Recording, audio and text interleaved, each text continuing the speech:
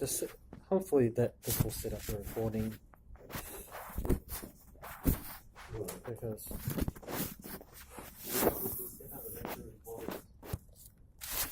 that was originally my plan, but I wasn't gonna. I don't think because I'm a student it was going to allow me to. Oh, yes, you can. If you manually set up the recording. Anyway, I think this will work. This will be easy now. Anyway, sorry about that. That's right. So yeah, kia ora and good afternoon. It's my pleasure to be sharing a little bit of my PhD journey with you today. Basically, what I've been doing is investigating how the nanoscale microstructure interacts with atomistic defects called dislocations, and how these cause the properties of metals. Before I begin, I want to pose this question to you. How does the wing flap of a butterfly cause a hurricane? Bit of a tricky question, isn't it? But essentially, this is the question or the challenge posed to the multi-scale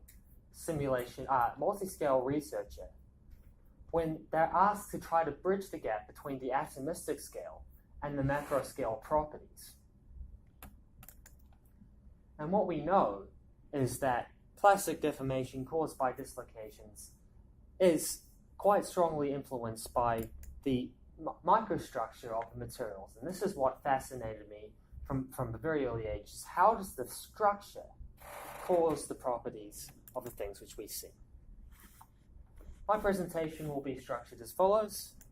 First, I'll explain why it's important to use multi-scale modeling to investigate the processes of plastic deformation, to explain the properties.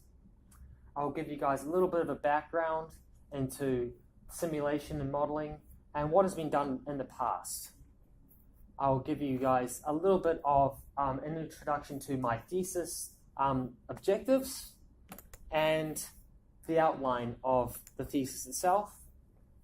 I'll, as briefly as possible, explain the methodology that was used, and finally results and a little bit of validation before I'll hand it over to you guys for questions. In the materials research, really what we're interested in doing is explaining that relationship between the fundamental structure and the properties that we see, basically correlating the two. And I guess that the goal is to be able to use computers to predict these properties and to explain, to model, and then ultimately to be able to design novel materials without having to do lengthy and costly experiments.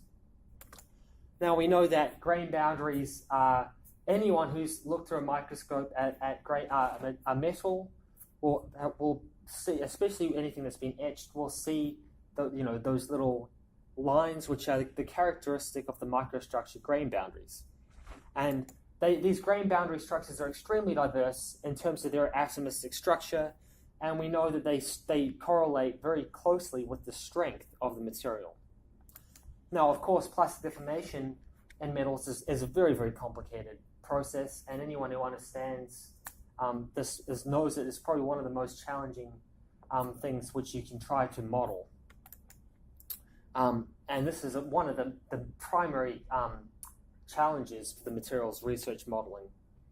And of course, what we're trying to do is to develop a multi-scale model from the atomistic dislocation through the statistical accumulation of multiple dislocations. And that's why you need a multi-scale model.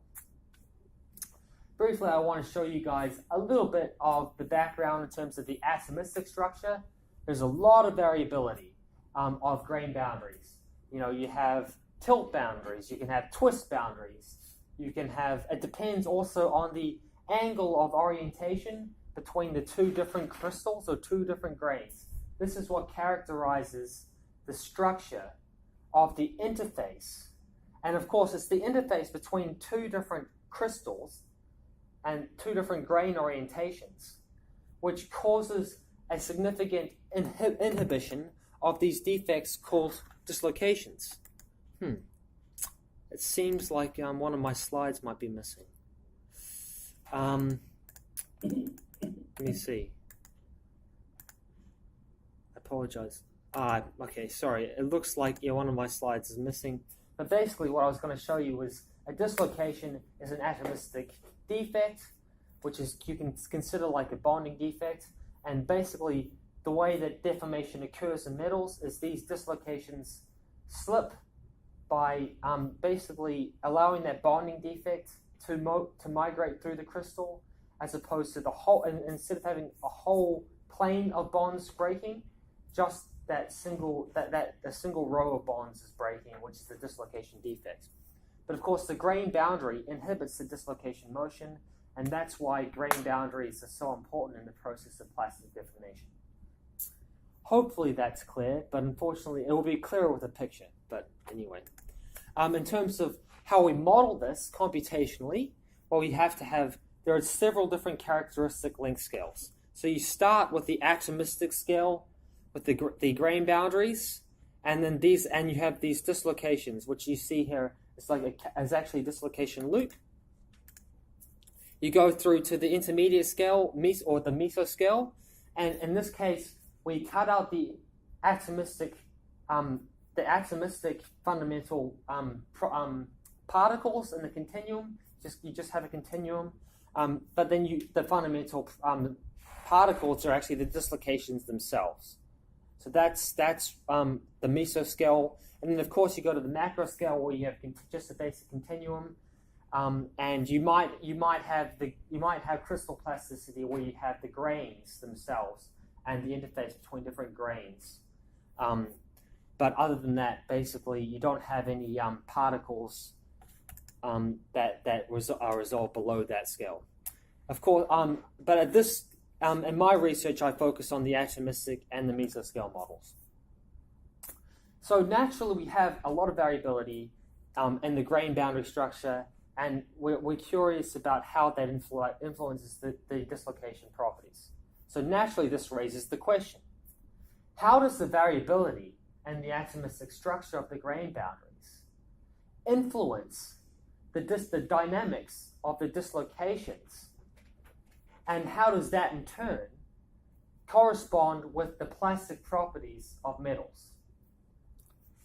And this ultimately is the question posed by my research. Again, coming back to this question, how does the structure influence the properties? And I want to make a nice little visual analogy. So if you have a stack of boxes, let's say, and these boxes are all different shapes and sizes, and they're really large, you'll end up with quite a precarious type of an arrangement, right? And you can imagine that this would be toppled very easily, very unstable. In contrast, you could have the same cardboard boxes, but if they were stacked nice and neatly on top of each other in a dense stack, well, obviously that's going to be much stronger, quite a lot heavier or denser, and obviously more stable. Well, materials are quite similar in a way. Basically, their structure, the way that they are held together, if they've got a lot of porosity, for example, or if the interface between the grains is penetrable to dislocations, is another analogy, then they're going to be either weaker or stronger, depending on the structure.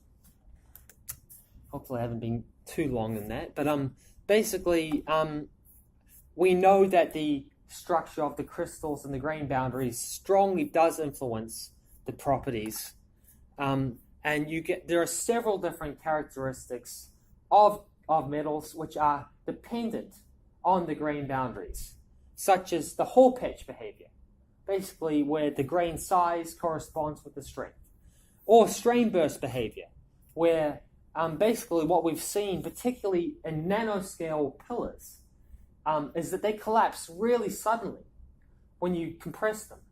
However, if you introduce grain boundaries, we get this really interesting phenomena where they actually don't collapse, because what happens is the grain boundaries they accumulate those dislocations, and they actually inhibit the collapse along one system, so you get a more homogeneous deformation pattern.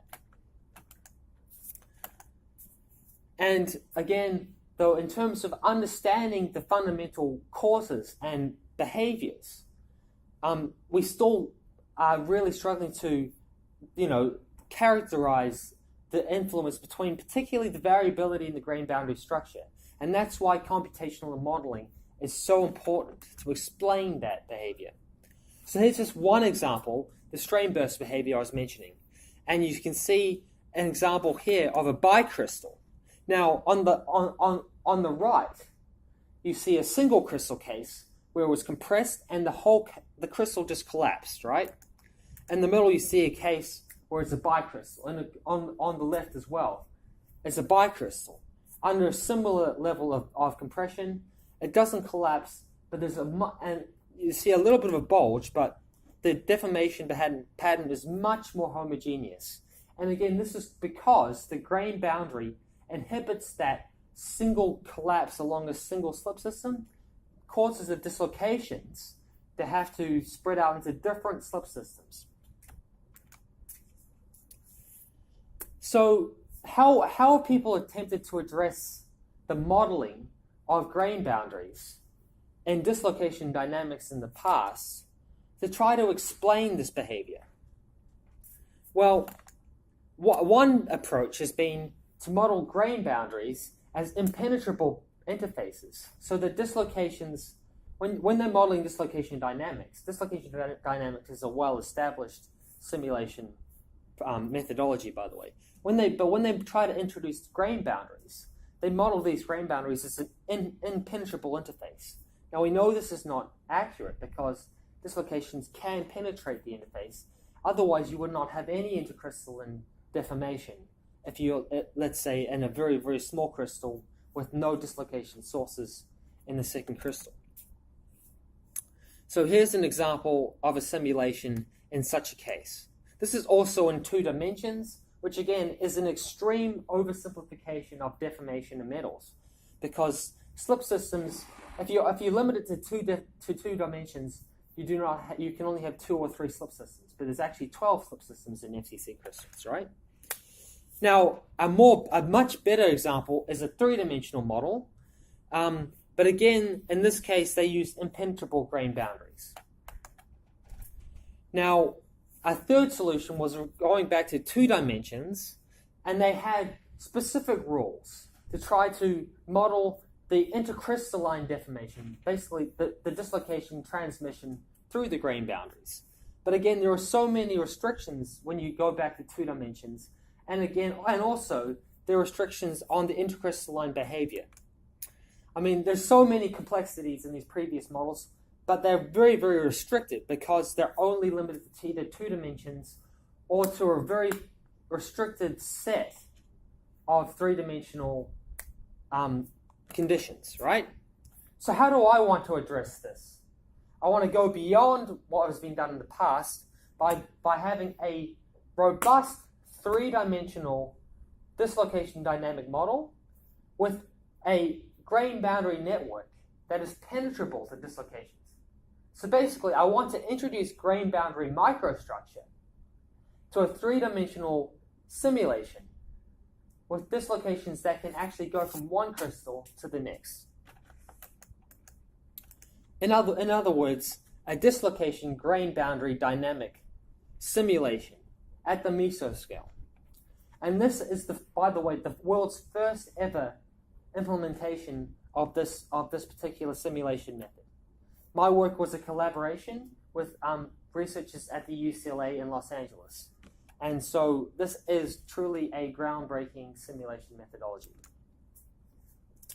The outline of my thesis was structured as you can see on the slide. Basically, there were 4 main components, and my thesis was published, was submitted by publication or involving publications. So basically, this is just a selection of some of the key publications in the thesis. It was structured firstly going to the atomistic scale investigation through to the multi-scale, so coupling from the atomistic to the dislocation dynamics simulation, and then thirdly going into my particular contribution to the dislocation dynamic modeling, and finally the multi-scale polycrystalline dislocation dynamic modeling, coupled with a validation in terms of the literature-based modeling of bicrystalline micropillars. Sorry if you're not following. I'm trying to make this as simple as possible, but of course this is a thesis. So my novel contributions are, again, that robust three-dimensional model. And also my particular interest, I've always found it fascinating how the structure, in particular, that fundamental scale structure, so the atomistic structure, how that actually has such a significant influence on the properties that we see in the macro scale. And so I particularly found it fascinating going back to the molecular dynamics scale and looking at atomistic processes and then seeing how that corresponds with the strength of a bicrystal. But trying then to model things like these triple crystals where you have a triple junction between three different grain boundaries, and you get all sorts of really interesting interactions because of course what happens when the dislocation between a dislocation in the three crystals intersects this triple junction between the grain boundaries. And this is really a fascinating question for materials research, because we know that you get a transition from a plastic to a brittle failure. So instead of the metal bending, you can suddenly get cracking, or you can get all sorts of very interesting behaviors. But it's obviously very complicated at this stage. So this one of the really exciting features of my implementation that is a particular novel contribution is actually we discretely model the structure of the grain boundary at the mesoscale, but without using a full fidelity atomistic simulation. So how do we do this? Well, we actually model the grain boundary as an array of dislocations. And basically what we know is it's been well established for a long time that low-angle grain boundaries can be modeled as an array of dislocations. But actually only recently people have been trying to model high-angle grain boundaries as a very, very high-density array of dislocations. Now, without background, in grain boundary modeling, you probably wouldn't be familiar with this. But basically, it's extremely hard to do this because the analytical models start to fail when you get to a high grain boundary angle because the dislocation cause overlap. But basically, what we know is that you can model dislocations as a non-singular with modern non-singular methods, and then you can have dislocation overlapping, and then you can model these grain boundaries actually as dislocation arrays and not simply as an atomistic structure. Very, very interesting implications for the future, because hopefully we can then bridge from the atomistic scale models to the crystal plasticity models, because you can't obviously do that directly, but if you can get a mesoscale model with dislocations, you can then bridge directly those length scales. So yeah, very, very, there's a lot of, actually right now there's a lot of interest from the materials modeling and actually design sectors, particularly in the US and overseas, but yeah. So what I've been doing, using mesh-based solvers in dislocation dynamics, modeling several different discrete interactions also, such as absorption, such as transmission of the dislocations across the interface. So how did my research actually progress from there? The methods? Well, I started with an atomistic investigation. Oh, I guess I'm about 20 minutes in now. Yeah. Started with an atomistic investigation of the structure. So what you see on your right, on your left, is the atomistic structure of a bicrystal. So actually, you have a grain boundary at the middle and the bottom image, and basically what you see when you eliminate the non-defect atoms, or the bulk atoms, the atoms that are at a low energy state, you see these linear defects, which are actually basically grain boundary dislocations, right? And this is for a tilt grain boundary. And you can, if you then extract those atoms, you end up with an array which can actually be modeled discrete as a dislocation array.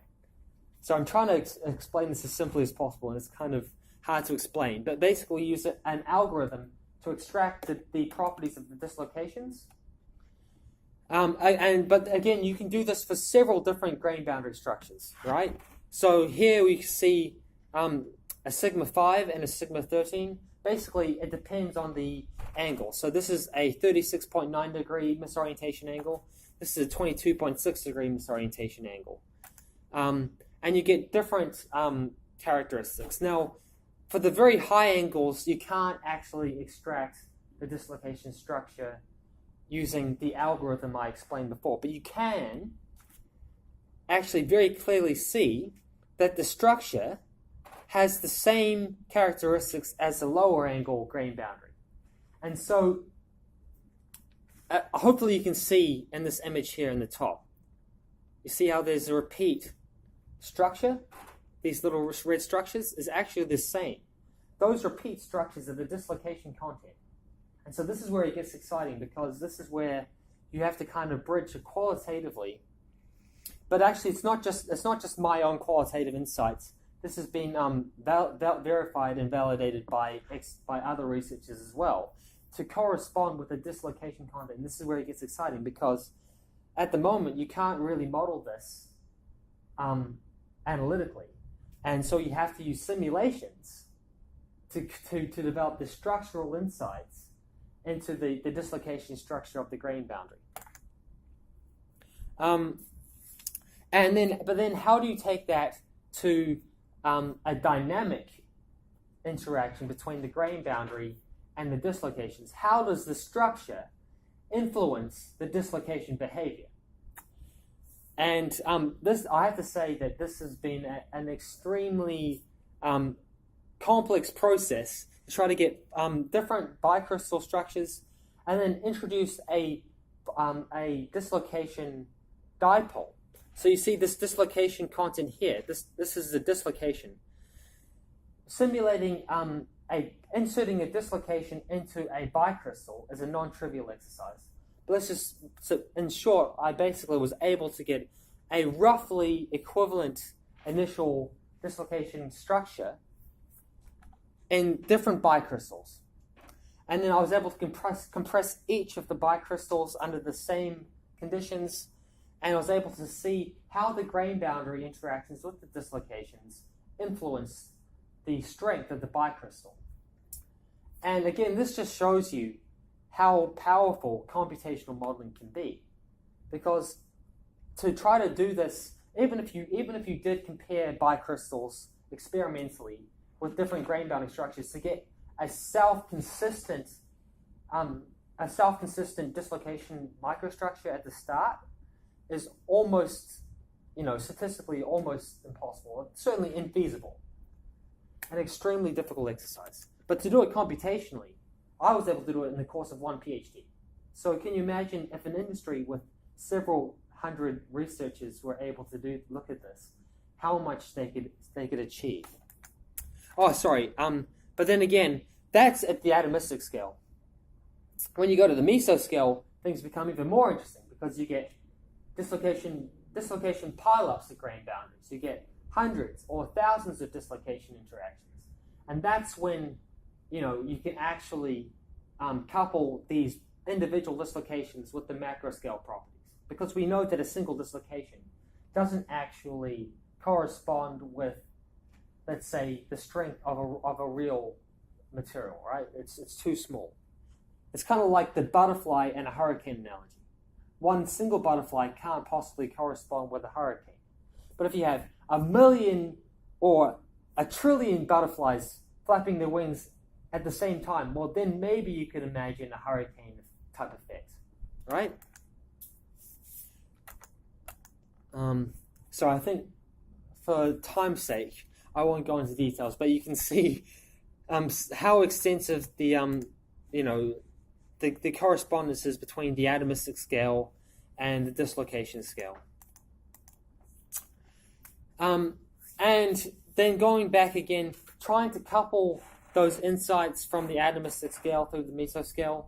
Well, I quantified it by plotting the behavior under compression, and just seeing how the dislocations interacted with the grain boundaries. Here you can see the grain boundaries the dislocation is being transmitted through the grain boundary only after you've reached a certain threshold stress. So, basically trying to model the grain boundary strength in terms of macro scale properties, such as stress, such as strain, and also the influence of temperature, strain rate, and things. But I suppose at the end of the day, I kind of ran out of time to go into a full fidelity model. But one approach that I used, I'll get to one approach that I use, which is actually, instead of going to all of those properties, I actually looked at it from an energetic perspective. And this is actually one of the best practice, or one of the multi-scale approaches. But I'll get to that later. This is the procedure that was used. I won't go into a whole lot of detail, but basically, atomistically, I developed a bicrystal. I analyzed the dislocation content. I introduced a dislocation inside that bicrystal, and then I sequentially increased the stress until the dislocations penetrated through the grain boundary interface. And then, of course, you do that with different bicrystal structures. You iterate until you get the properties until you get the models that are structure specific. So again, going back to how I couple the atomistic scale to the mesoscale, right? Well, I basically introduced an energetic criterion, and activation energy is well established to be scale independent. And this is a really interesting feature, because basically what it means is that its fundamental property, and it doesn't matter if you're looking at atomistic scale, if you're looking at nano scale, looking at micro scale, all the way up to millimeters and centimeters. Because basically what you'll have is every single discrete event has to overcome this particular energy. We know dislocation, nucleation is a thermally activated process, and that's basically means that it's temperature dependent and also strain rate dependent. And so we have this a well-established thermal activation, and so basically which shows you the relationship between the rate, which is basically the time, and the temperature. But then also we have a relationship between, which is called the activation volume, which is between the strain rate and the stress. So if you have the, but actually it's very, I've kind of lost my place, but the activation volume correlates with the activation energy directly. Where is this equation? Sorry, I don't have that equation. But basically, the activation volume is the relationship between the activation energy and the change in the activation energy with the stress. And so what we see is that you can actually, by modeling the activation energy of a process in the molecular at the atomistic scale, you can determine the activation volume. And then you have a correlation between the temperature and the stress and the strain rate. Sorry if I haven't properly explained that, but basically under time constraints, hopefully I'll suffice to know that basically I simulated several different atomistic events at different stress levels, and I evaluated the activation energy at each stress to find the activation volume, and then I was able to model the stress as a function of strain rate and as a function of temperature. So then we had to develop a mesoscale implementation, so the dislocation dynamic implementation of the grain boundary interface. How do I model the grain boundary? Well, we use a mesh, basically, to partition the simulation domain into different grains or different crystals. The interface between two different mesh regions is the grain boundary. And basically, we can identify any object in a specific mesh region and then say if it's on the interface between two mesh regions, it must lie on a grain boundary. So basically, how do we identify objects in a different mesh region? We assign a region ID to those objects. And then objects in a specific crystal then can be assigned to a lattice. And that lattice determines the orientation of the slip systems. Because basically, if you are a little bit familiar with FCC crystals, you know there are 12 slip systems for dislocations. And those slip systems then in turn determine the dynamic orientation, the way that the crystal plasticity will occur. And that's how you constrain the plasticity within a single crystal. Now, coming back to what I'm really interested in, again, is how do we model the structure of the grain boundary? So now that we know that the interface between the two mesh regions is a grain boundary, we can model the structure at that interface as an array of dislocations. Now, as I showed you previously, the structure of that dislocation array depends on the orientation of the interface. But by using atomistic simulations, I can determine how dense that array of dislocations is. And then I can have a library, basically, in the simulation code I developed, a library where we store the spacing of those dislocations in the array as a function of the angle of misorientation, so that you can model a very, very broad range of different grain boundary structures. And this is really exciting. So now